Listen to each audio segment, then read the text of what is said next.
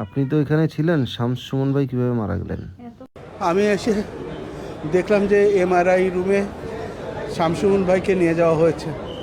তারপর এমআরআই শেষ হওয়ার পরে শামসুমন ভাই এমআরআই রুম থেকে আস্তে আস্তে করে হেঁটে আসলো, আমাদের দিকে দেখলো, একটু হাসলো, বললাম ভাই আসি, বললো আচ্ছা। তারপর ড্রেসিং রুমে গেল, ড্রেস চেঞ্জ করতে গিয়ে ওইখানে এইভাবে পড়ে গেছে। পড়ে যখন গেছে তখন আমরা সবাই মিলে 5-7 জন মিলে তাকে ধরে তুলছি, ইয়েতে নিয়ে আসতেছি। তখন ও আল্লাহ, ও মা, এরকম করতে করতে আসলো।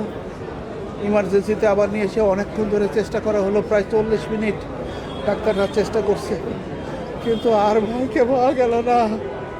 একটা জীবিত মানুষকে কীভাবে হারায় ফেললাম ভাই।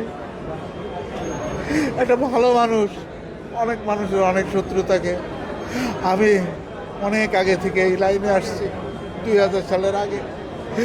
এই শামসুমন ভাইয়ের কোনো শত্রু দেখিনি, যেখানেই গেছে সেখানেই মানুষের সাথে এত আন্তরিকতার সাথে মিশছে।